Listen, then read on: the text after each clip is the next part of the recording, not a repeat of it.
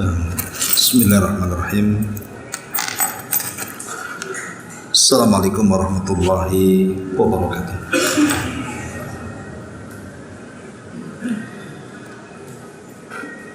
Alhamdulillah wassalatu wassalamu ala Rasulillah wa ala alihi wa sahbihi wa mawalah wa la hawla wa la quwwata illa billahi wa ba'd. Alhamdulillah, di malam ini kembali kita bisa meneruskan kajian Kitab Tauhid dan kita masuk pada bab ma jaa fi at-tatayyur.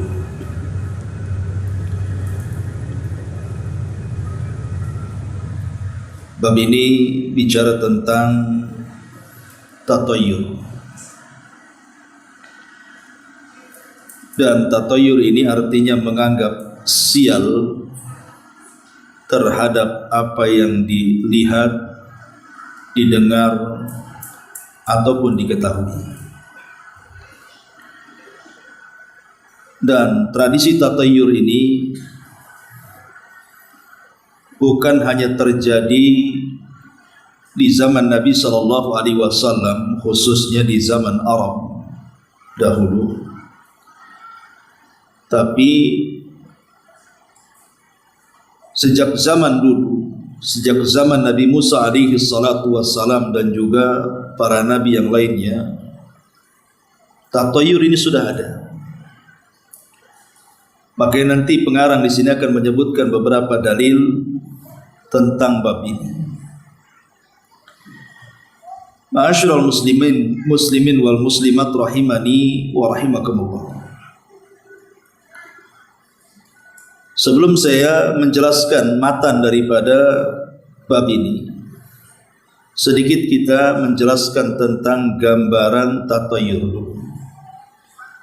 Walaupun sudah dijelaskan pada bab sebelumnya, tapi dalam bab ini pengarang lebih rinci lagi mengenai bab tatayyur ini. Kalimat tatayyur sendiri memang diambil dari kalimat at-ta'ir, artinya burung. Karena di zaman jahiliyah mereka menganggap burung ini dijadikan sebab sial dan untungnya perniagaan mereka. Jadi kalau mereka hendak berniaga, maka mereka akan menerbangkan burung. Kalau burung mereka kemudian terbang ke arah kiri dan tidak terbang ke arah kanan, maka mereka menganggap itu kesialan. Atau terbang ke arah Syam, bukan terbang ke arah Yaman, maka itu juga sebuah kesialan. Makanya mereka tidak akan melakukan perniagaan, karena dianggapnya terbangnya burung ke arah Syam itu membawa kesialan bagi mereka. Maka kemudian dari bab ini diambil kalimat at-tiyarah ataupun bab at-tatayyur di sini. Tetapi secara istilah bahwa tatayyur ini bukan hanya sekedar bicara soal burung saja. Syekh Utsaimin rahimahullahu taala menyebutkan bahwa tatayyur ini bisa terjadi kepada segala hal. Bisa saja kepada yang dilihat, didengar, diketahui, dimimpikan, dan begitu seterusnya. Sampai dinukilkan ada seorang khalifah dari khalifah-khalifah kaum muslimin. Dia hendak melakukan safar. Kemudian keluar dari istana, tiba-tiba dia yang pertama kali pandangannya tertuju kepada orang buta. Akhirnya tiba-tiba dalam pikirannya berpikir bahwa perjalanannya akan siang.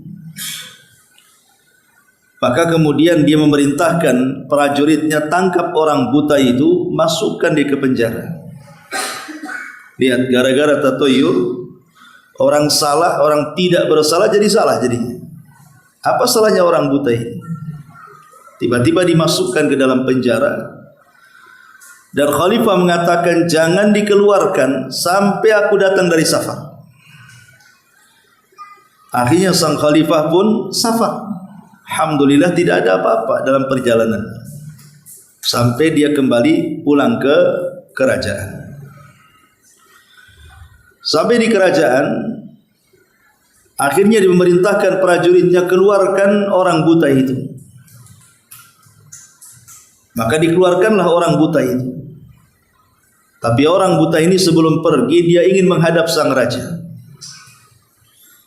Akhirnya dibolehkan. Kemudian orang buta mengatakan kepada sang khalifah ini, "Lima sajan tadi, kenapa kau masukkan aku ke penjara? Apa salahku?" Maka sang raja mengatakan, karena ketika aku keluar dari istana, yang pertama aku pandang kamu. Karena engkau buta, aku mengkhawatirkan perjalananku akan tersesat. Makanya aku suruh engkau masuk penjara sementara sampai aku pulang. Kemudian orang buta ini mengatakan kepada sang raja, "Bagaimana hari-harimu? Apakah juga ada kesialan?" Maka sang raja mengatakan, "Alhamdulillah bi khairin." Alhamdulillah saya dalam kondisi baik-baik saja. Kemudian orang buta mengatakan, "Adapun saya justru sebaliknya. Justru saya kondisinya tidak baik-baik saja. Dan saya gara-gara melihat kamu saya tertimpa kesialan," katanya. "Karena dengan melihat kamu aku dipenjara pula sama kamu." Lalu yang membawa sial itu aku atau kamu? Dibalik semua orang buta. Gara-gara aku melihat engkau wahai khalifah, aku yang tertimpa kesialan. Karena tiba-tiba kau suruh prajuritmu, kau tangkap aku, kau masukkan aku ke penjara. Berarti kau yang bawa sial sebenarnya. Karena ketika engkau melihat aku, kau masukkan ke penjara, safarmu tidak ada masalah kan? Nah, siapa yang berhak dikatakan sial kalau begitu? Nah, dari sini ma'asyiral muslimin yang dimuliakan Allah Subhanahu wa taala, tidak ada yang sial. Sial itu datang dari Allah, sebagaimana juga ketidaksialan itu juga datang dari Allah Subhanahu wa taala. Lah, pengarang memasukkan bab tatoyur ini ke dalam kitab tauhid karena memang tatoyur ini merusak tauhid. Makanya Imam Tawus ketika hendak safar, tiba-tiba kemudian pembantunya mengatakan ketika mendengar ada burung gagak yang berbunyi di malam hari, tiba-tiba dia ketakutan dan menganggap safarnya akan sia. Maka Imam Tawus mengatakan kepada pembantunya, itu hanya sekedar burung, tidak ada pengaruh dengan safar kita. Tapi karena engkau sudah menganggap burung gagak itu akan membawa sial, kalau begitu la tusafir ma'i. Kalau gitu jangan kau safar bersamaku. Diusir. Kau jangan safar. Kau yang membuat sial bukan burung itu, katanya. Ma'asyiral muslimin yang dimuliakan Allah Azza wa Jalla. Lah, dari segi mana tatoyur ini merusak akidah? Pertama, orang yang bertatoyur ini telah memutus tawakalnya kepada Allah Subhanahu wa taala dan bersandar kepada selain Allah. Karena orang tatoyur ini menganggap bahwa apa yang dilihat, apa yang didengar, apa yang diketahui, itulah yang kemudian disandarkan kepada hal-hal itu. Dia tidak bersandar kepada Allah Subhanahu wa taala. Kalau betul-betul dia tawakal kepada Allah Subhanahu wa taala, bahwa yang mendatangkan manfaat ataupun mencegah madarat itu Allah Subhanahu wa taala, dia tidak akan terpengaruh dengan apa yang dilihat, apa yang didengar ataupun apa yang diketahui.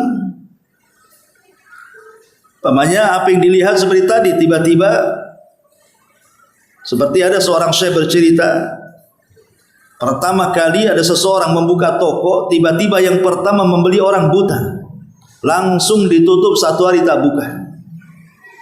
Karena katanya ini membawa sial. Atau apa yang didengar? Dia mendengar suara burung gitu. Wah, ini ada masalah nih. Akhirnya kemudian tidak jadi.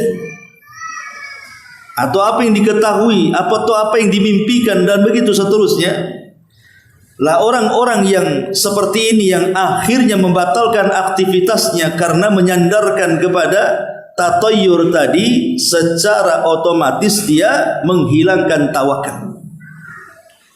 Karena kalau dia yakin nggak mungkin terjadi, pasti dia tidak mungkin menggagalkan safarnya atau menggagalkan usahanya atau menggagalkan aktivitasnya karena dia menggantungkan diri kepada Allah Subhanahu wa taala.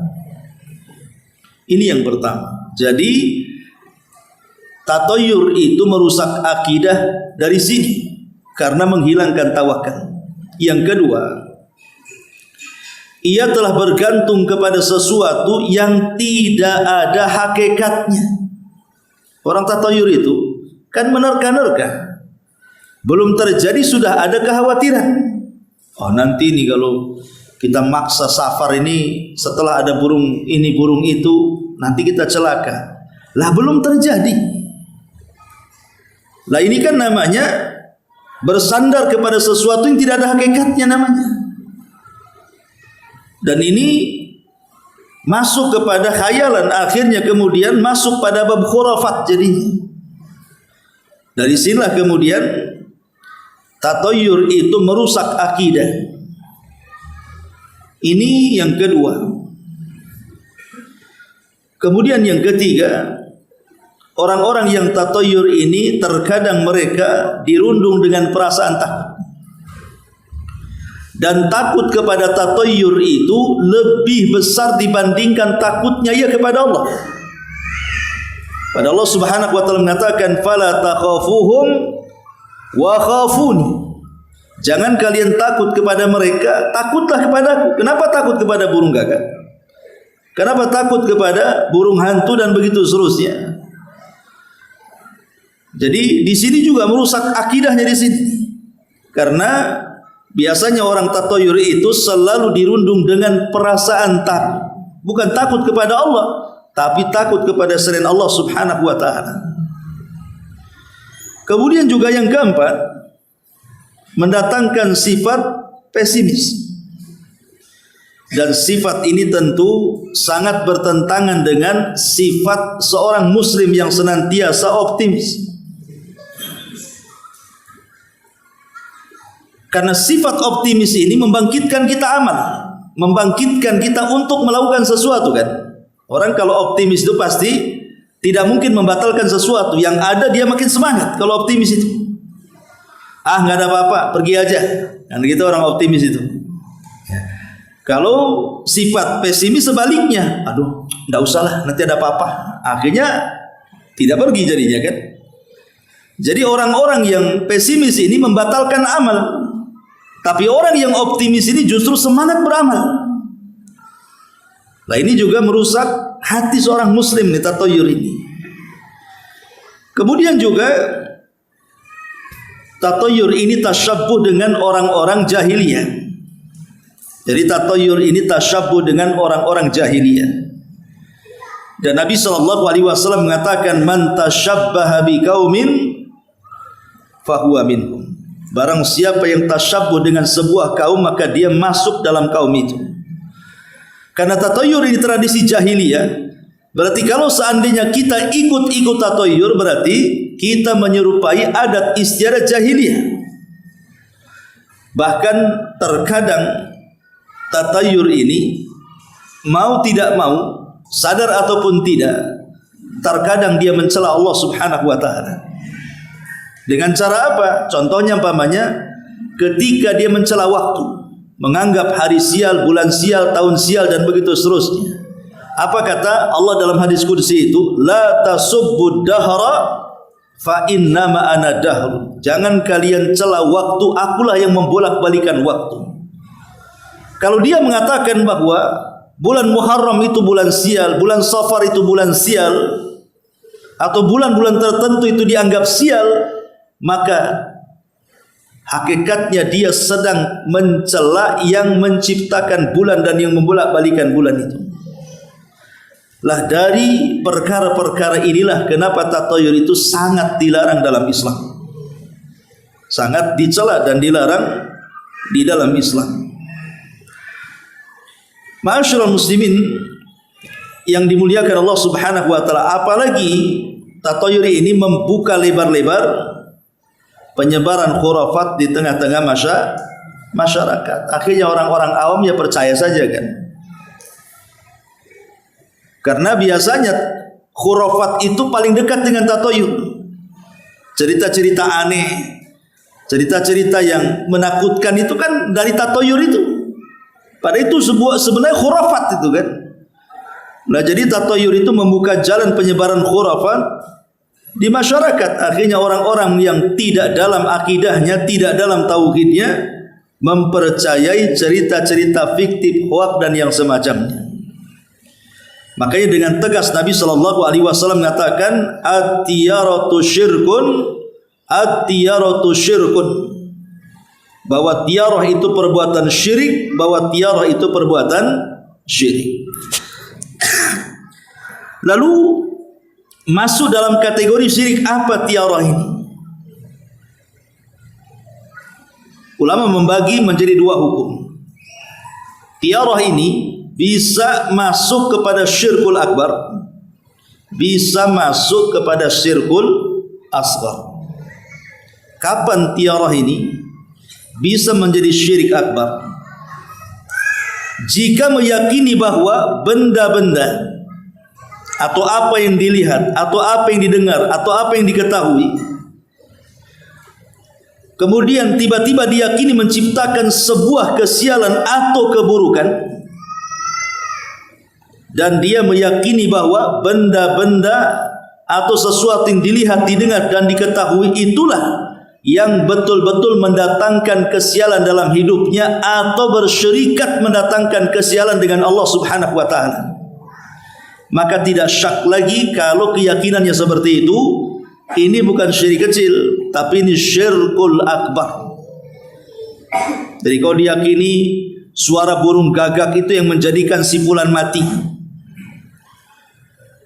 atau diyakini kalau nabrak kucing umpamanya dia akan sial sepanjang hidupnya, kemudian pikir kenapa lah sial terus hidupku ini.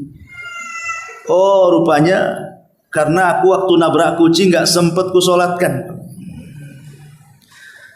Lah kalau seandainya kemudian benda-benda yang diyakini membawa kesialan itu betul-betul dinasabkan kesialan itu kepada benda-benda, kepada hewan-hewan tertentu, maka ini syirik besar. Syirik besar. Tetapi kalau seandainya dia yakin bahwa sial itu datang dari Allah, tetapi sebabnya mungkin datangkan burung hantu, burung gagak, binatang ini, binatang itu, maka dia telah menjadikan sebab sial yang bukan sebab sial. Lah kalau hanya semata-mata keyakinan seperti itu, maka menjadikan sebab yang bukan sebab, inilah baru kategorinya syirkul asghar, syirik kecil. Inilah perbedaan hukum tatayur masuk ke hukum mana? Masuk ke hukum syirik besar atau masuk ke hukum syirkul asghar, syirik kecil. Ma'asyiral muslimin wal muslimat rahimani wa rahimakumullah. Baik, ini sedikit tentang pengetahuan soal tatayur. Kita akan berikan beberapa contoh yang disebutkan dalam syuruhat, syarah-syarah kitab tauhid tentang contoh-contoh keyakinan tatayur. Pertama, apa yang dilihat? Contohnya adalah seseorang melihat burung terbang, atau melihat ular, atau melihat kupu-kupu hitam masuk ke rumah. Karena dulu saya masih kecil ingat di Jawa Barat itu kalau ada kupu-kupu masuk ke rumah itu diyakini akan datang tamu. Ya. Kalau kupu-kupunya kecil ya tamunya kecil kan. Kalau yang si rama-rama yang gede itu, ini tamu gede nih masuk. Jadi ya namanya khurafat. Orang masyarakat. Pernah juga ke rumah saya ada kupu-kupu, tak ada pun tamu masuk. jadi sebenarnya itu kan khurafat masyarakat saja. Ya. atau tiba-tiba ketika di malam hari tengok kucing hitam, ya, ataupun melihat, karena ada sebagian orang meyakini contoh cicak jatuh saja. Sebagian orang itu meyakini, wah ini pasti ada yang meninggal di tetangga nih. Apa hubungan cicak yang jatuh kemudian tetangga pula yang mati? Ya, kecuali yang jatuh kan gitu ya. Ini kan khurafat namanya. Dan ini bagian daripada tatayur. Atau contohnya menabrak kucing, tanda sial. Kalau tidak sampai dikafani dikuburkan dengan layak gitu kan.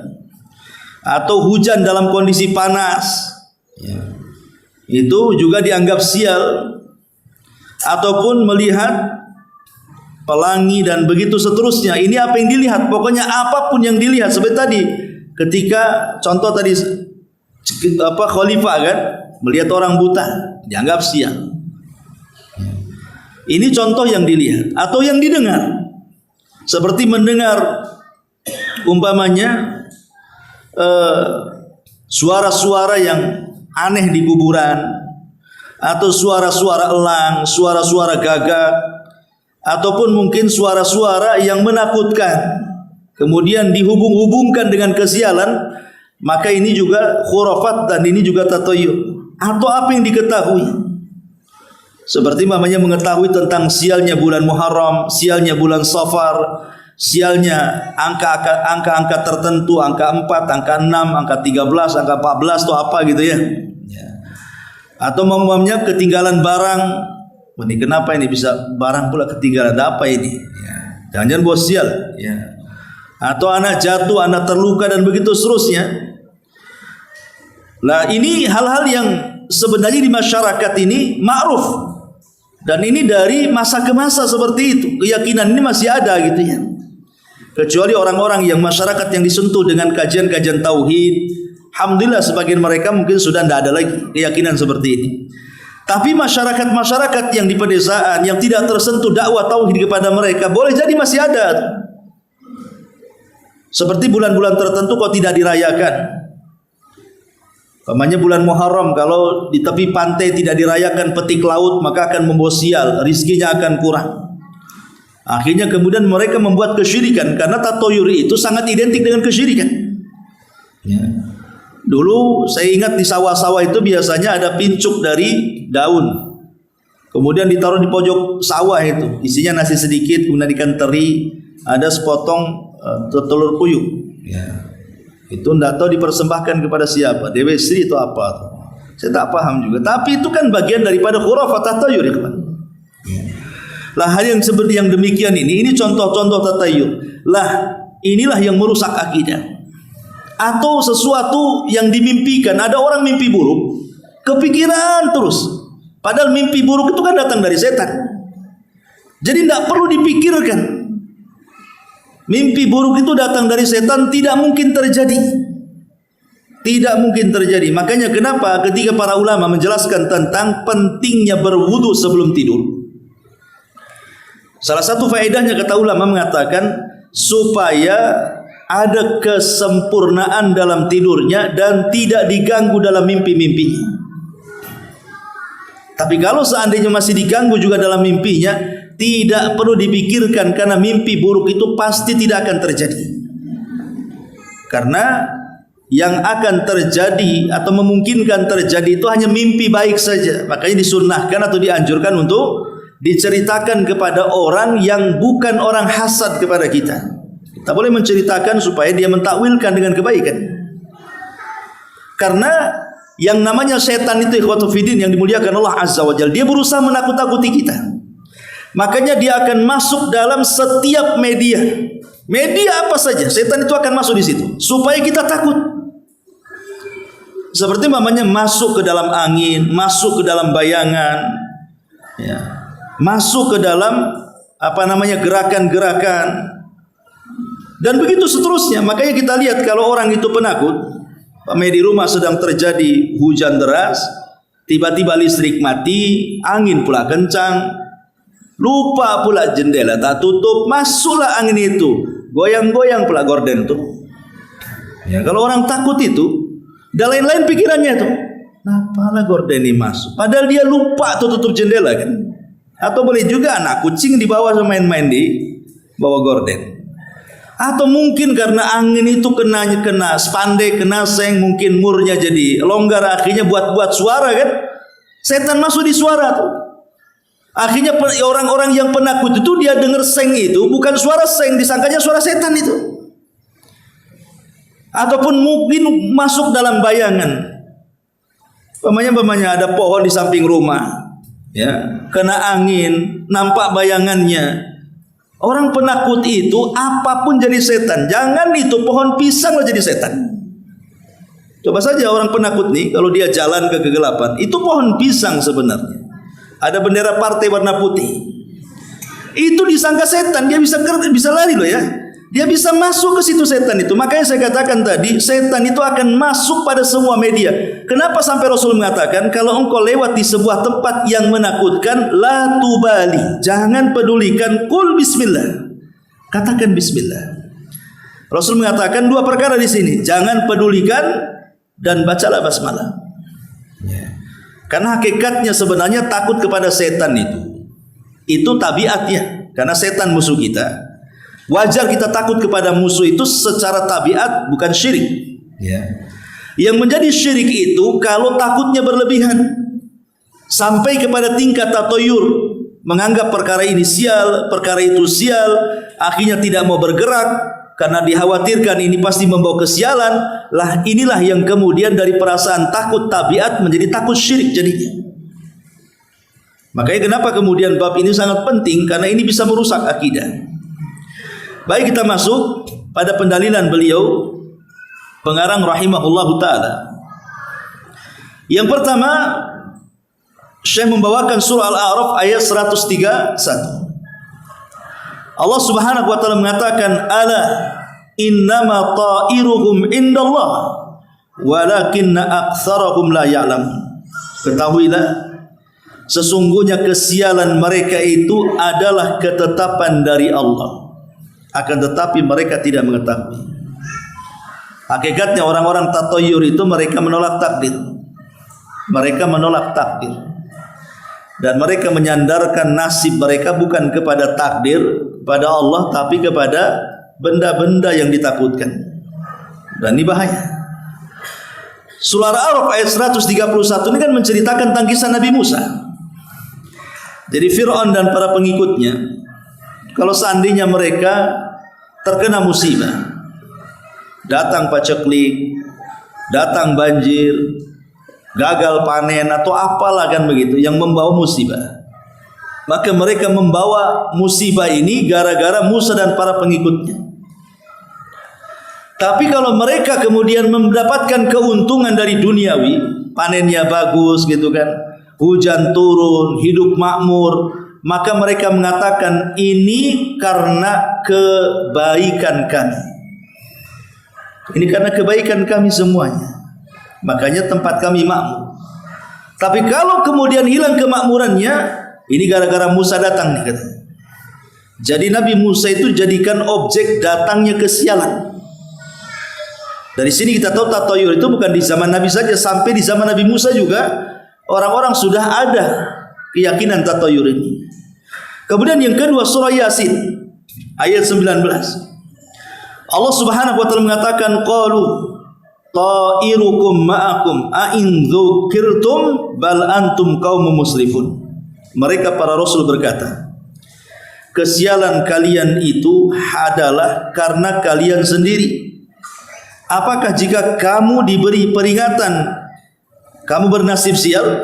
Sebenarnya kamu adalah kaum yang melampaui batas. Jadi surah Yasin ayat ke-19 ini kan menceritakan tentang sebuah kisah yang terjadi di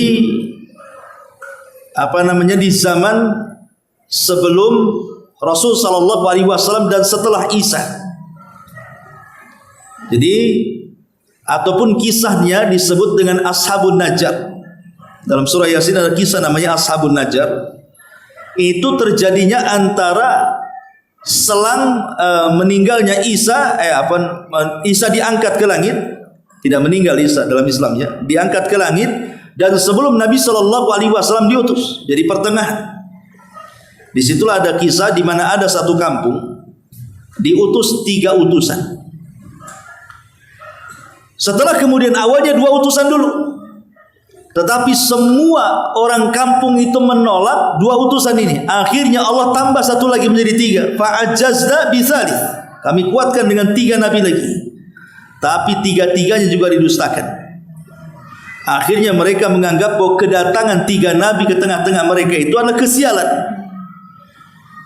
Gara-gara datang kalian kemari, akhirnya kami hidup susah katanya. Makanya para rasul mengatakan ta'irukum ma'akum. Para rasul itu kemudian membantah dan mengatakan kesialan kalian itu adalah karena kalian sendiri.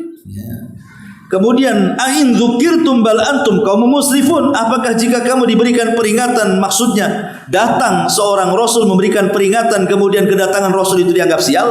Tidak. Kesialan itu justru karena kalian menolak rasul. Bukan karena adanya rasul, tapi kalian menolak rasul, itulah kesialannya. Karena kesialan itu datang dari dosa. Kesialan itu datang dari dosa. Siapapun yang melakukan dosa, maka pasti dia akan mendapatkan kesialan. Makanya para rasul mengatakan kedatangan kami loh tidak membawa kesialan. Justru kalian menolak kami itulah yang membawa kesialan.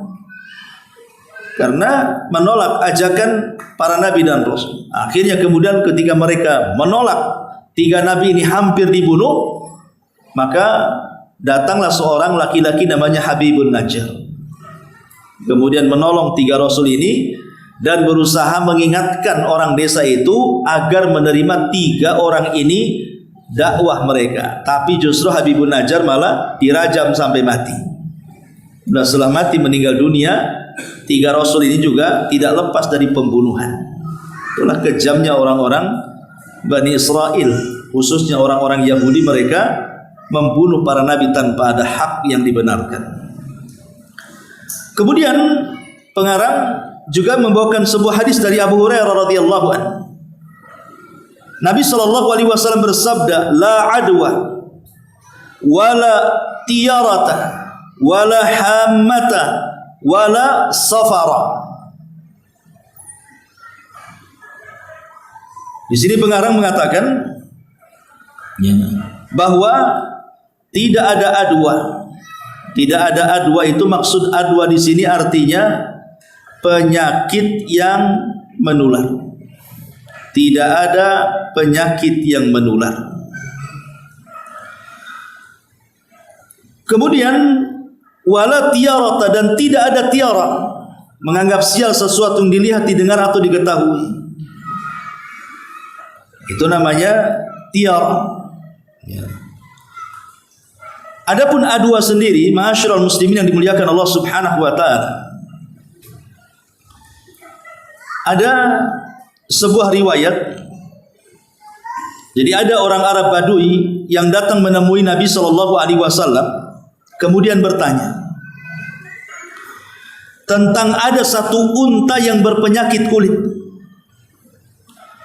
Dan tatkala kumpul dengan unta yang lainnya, maka unta pertama menularkan kepada unta yang lainnya. Yang tadinya satu unta saja terkena penyakit kulit, pas dikurung satu kandang dengan unta yang lainnya, adalah beberapa unta yang lainnya juga terkena penyakit yang sama. Itu maksudnya. Seakan-akan orang Arab Badui ini meyakini bahwa gara-gara unta yang berpenyakit itu akhirnya mengakibatkan unta yang lain tertular dengan penyakitnya. Maka Nabi sallallahu alaihi wasallam membantah dengan mengatakan, "Faman a'dal awwal." Lalu siapakah yang menulari unta yang pertama tadi? Rasul mengatakan, "Oke, kalau kamu mengatakan gara-gara unta yang pertama yang punya penyakit itu digabungkan dengan unta yang tidak berpenyakit, akhirnya unta yang tidak berpenyakit akhirnya tertular." Pertanyaannya, lah unta yang pertama yang kena penyakit itu penyakit dari mana? Unta mana yang menulari dia? Unta mana dia nggak ada unta lain kecuali dia? Yang pertama inilah dari mana penyakitnya? Kalau memang penyakit yang menular gitu ya.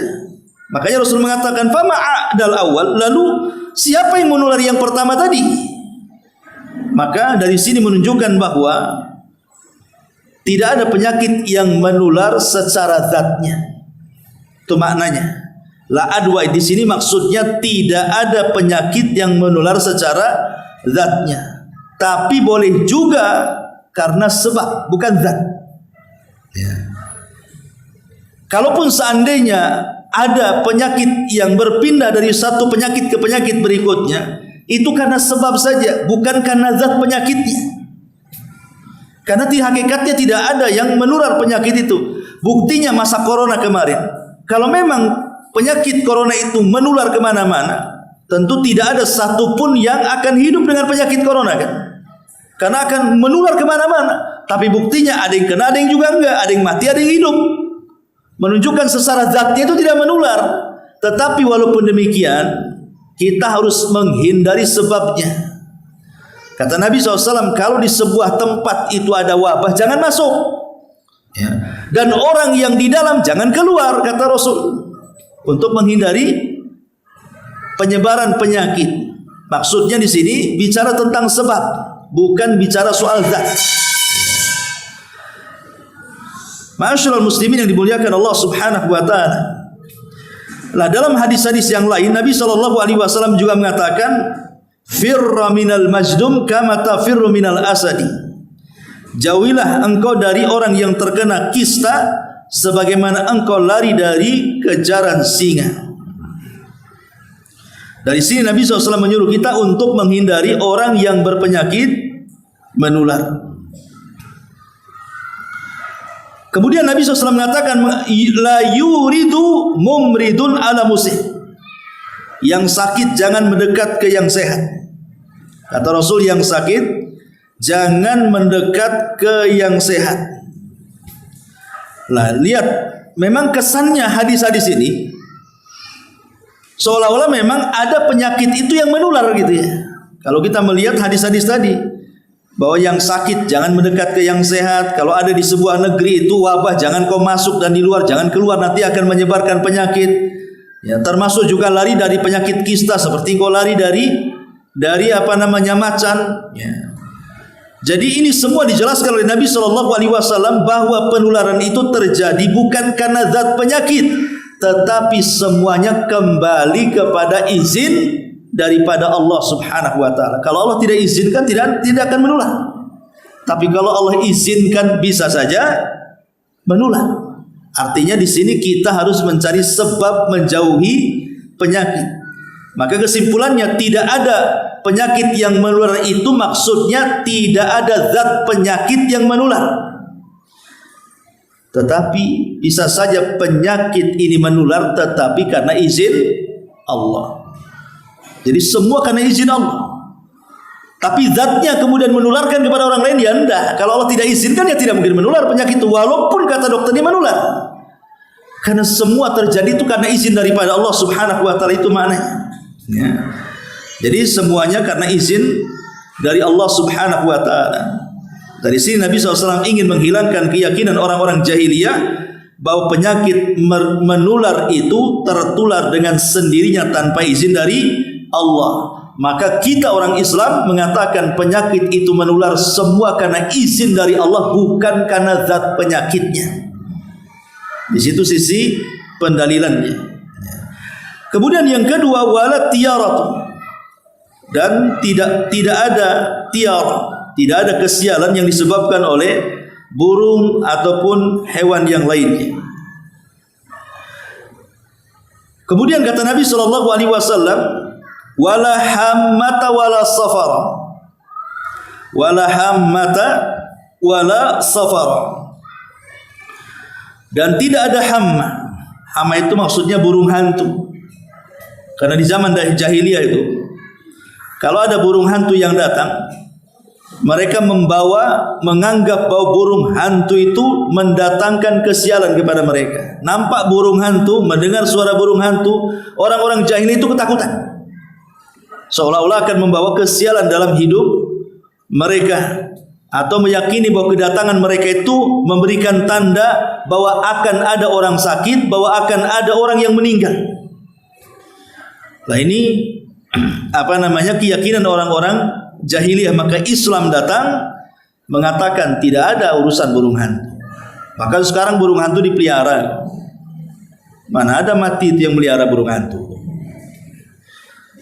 Jadi dari sini menunjukkan bahwa ingin membatalkan burung tidak ada kaitan. Bahkan burung sendiri sebenarnya bingung. Mungkin kalau kita jadi burung, mungkin bingung juga kenapa aku dijadikan sebab matinya orang kan gitu ya. Burung ini nggak berakal, nggak tahu menahu soal kematian. Karena dia tidak datang dengan membawa malaikat maut kan? Apa burung hantu itu datang membawa malaikat maut? Tidak, dia binatang yang tidak berakal. Dia sendiri tidak tahu kenapa manusia menjadikan dia pembawa sial kan? Apa salah saya kalau umpamanya kita jadi burung kan? Kenapa kemudian saya di burung hitamkan? Burung kambing hitam ya, burung hitamkan ya. Burung lo nggak berakal nggak? Kenapa kemudian membawa kesialan? Ini kan nggak logis ya cara berpikir. Termasuk juga safar. Tidak ada safar. Maksud safar di sini adalah bulan Safar. Ya. Karena orang-orang jahiliyah itu menganggap bahwa bulan Safar itu bulan sial, sama dengan Muharram juga. Itu dianggap bulan sial, makanya di zaman jahiliyah kalau datang bulan Safar, mereka tidak akan menikahkan anak-anak gadis mereka, mereka tidak akan bekerja, mereka tidak akan safar. Pokoknya mereka akan duduk di rumah sebab aktivitas mereka membawa kesialan. Maka datang dalam Islam la safara, tidak ada kesialan di bulan Safar. Sama kalau di negeri kita ini kan bulan Muharram disebut bulan sial. Makanya orang-orang dulu banyak yang kemudian merendam keris-keris, merendam senjata-senjata pusaka gitu ya, supaya tidak mendatangkan sial di bulan Muharram. Sampai ada sebagian mereka membuat ritual macam-macam. Ya, maka dalam Islam justru bulan Muharram bulan mulia dan bukan bulan sial. Ya. Ma'asyiral muslimin yang dimuliakan Allah Subhanahu wa taala. Ini hadis yang berikutnya la safar, tidak ada safar. Termasuk juga kata Nabi sallallahu alaihi wasallam setelah menyebutkan la safara dalam riwayat Muslim wala nau'a wala ghulah, tidak ada nau' dan tidak ada ghul. Nau itu artinya bintang. Karena orang-orang jahiliyah meyakini bahwa peristiwa-peristiwa yang terjadi di bumi itu karena ada pengaruh bintang yang menciptakannya. Jadi mereka meyakini bahwa bintang itu membawa pengaruh. Makanya kemudian dalam Islam itu, dalam ilmu nujum, ilmu perbintangan itu kan dibagi dua. Ada ilmu tasyir, ada ilmu taksir. Yang dilarang itu taksir, yang dibolehkan tasyir. Taksir itu memberikan pengaruh. Makanya mereka meyakini bahwa terjadinya gempa, tsunami, hujan macam-macam, mereka menganggap itu terjadi karena kemunculan bintang tertentu. Bintang inilah yang mempengaruhi akhirnya terjadi hujan. Makanya kenapa kemudian doa ketika turun hujan itu salah satunya Rasul mengatakan apa? Mutirna bifadlillahi wa birahmatihi. Kita dihujani dengan karunia dari Allah. Untuk membantah orang-orang jahiliyah yang mengatakan mutirna binawi kadza wa kadza. Kami dihujani dengan bintang ini dan bintang itu. Maka kita bantah keyakinan itu dengan kalimat mutirna bifadlillahi wa birahmatihi Allahumma sayyiban nafi'ah, kata Rasul. Ya Allah, berikan hujan yang bermanfaat. Kemudian wala ghul. Ya, ghul ini semacam hantu lah. Di masyarakat kalau keyakinan kita kan, ya biasanya ghul itu istilah kita itu ya keyakinan terhadap setan, terhadap hantu, genderuwo, suster ngesot atau apa itu istilah itu, sundel bolong. Di negeri kita kan banyak istilah-istilah untuk hantu-hantu. Sebenarnya itu kan film-film saja waktu itu. Intinya jin sebenarnya. Cuman banyak kali namanya. Ya. Jadi keyakinan-keyakinan kita tidak mengingkari. Kalau maksudnya adanya hantu, adanya jin yang jahat, kita tidak mengingkari. Tapi yang dimaksud wala ghul di sini artinya mereka meyakini bahwa ghul itu ada setan-setan tertentu yang datang menakut-nakuti untuk membawa sial. Ya. Maka Islam mengatakan la ghul, tidak. Ya. Tidak ada ghul, tidak ada hantu. Maksudnya tidak ada hantu itu bukan berarti mengingkari nggak ada sama sekali hantu, bukan itu maksudnya. Maksudnya tidak ada hantu yang membawa kesialan. Ya, kesialan. Kalau kita berzikir kepada Allah Subhanahu wa taala, mendekat kepada Allah, berusaha untuk beribadah, tidak mungkin hantu juga atau jin-jin jahat itu menggoda kita. Dan ingat bahwa tidak boleh kita ini memberikan takut kecuali kepada Allah Azza wa Jalla. Makanya kenapa tidak ada hantu yang membawa perasaan takut? Karena banyak orang-orang yang lebih takut setan dibandingkan takut kepada Allah. Seorang ahli tauhid tidak boleh. Ya. Wallahu a'lam. Subhanaka wa bihamdika asyhadu an la ilaha illa anta astaghfiruka wa atubu ilaik. Allahu ta'ala alam. Assalamualaikum warahmatullahi wabarakatuh.